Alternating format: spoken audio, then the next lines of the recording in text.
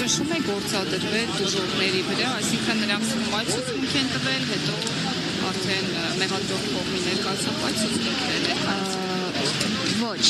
այլ կերպ է ընկալել ցուցմունքները դժողների, առհասարակ մենք ներկայացնում ենք այն իրավիճակը, ինչ որ արկա է եղել, մասնավորապես օբյեկտիվ իրականության մեջ դժողները նաև նախաքննության ընթացքում են որոշակի արդարացնող ցուցմունքներ տվել եւ հայտնել, որ Դավիթ ու Գոռ Համբարձումյանները որևէ առնչություն չունեն իրենց կողմից նկարագրված դեպքերին, նույնը դժողները, ինչպես նաև Հարութին օժանդակող անձինք վկաները պնդել են նաև դատաքննության ընթացքում, սակայն դատարանը գտել է, որ նրանց ցուցմունքները արժանահավատ չէ, որովհետև քրեական գործում եղել է օպերատիվ գրություն, չճշտված աղբյուրից ստացված գրություն, իբրև որոշակի ճնշումներ են գործադրվել վկաների նկատմամբ, բայց մեկ այլ իրավիճակում էլ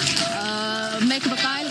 կամ դժող այսքան չեմ մտաբերի հայտնել է, որ քննիչը գրել է ինքը ստորագրել է, նմանատիպ իրավիճակներ եւս եղել են։ Ամեն դեպքում պարոն Համբարձումյանի գործով ամեն ինչ շատ պարզ է, որովհետև կա գործի վերաբերյալ օբյեկտիվ ապացույց, տեսագրություն, որում հստակ երևում է, որ դժողներին մի կողմ ծեծի են ենթարկում եւ դա ոչ պարոն Համբարձումյանն է, ոչ էլ վերջինիս եղբայրը Գոռ Համբարձումյանը։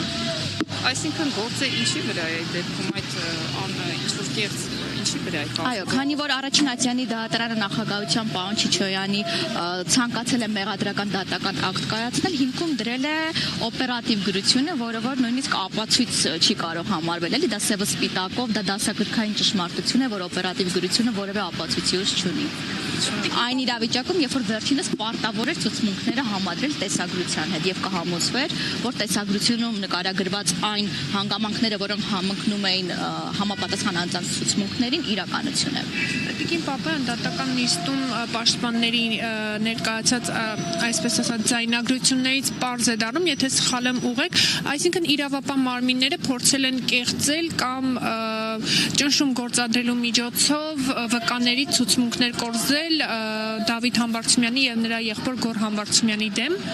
Տեսեք, վկաներից մեկը, ես ինչպես քիչ առաջ նշեցի, ես բան չեմ մտաբերի դժողներից, թե վկաներից մեկը նման բովանդակությամբ ցուցմունք է տվել, որ իր նախաքննական ցուցմունքը, որտեղ վերջինս մեղադրական բնույթի որոշակի ցուցմունք է տվել պարոն Համբարձումյանի եւ վերջինիս եղբոր դեմ, ինքը նույնիսկ չի կարդացել, քննիչն է արձանագրել եւ ըստ էության ինքը պարզապես ստորագրելու դուրս է եկել, հետագայում հաղորդում է ներկայացել այդ մասով, այո, ճիշտ եք հասկացել։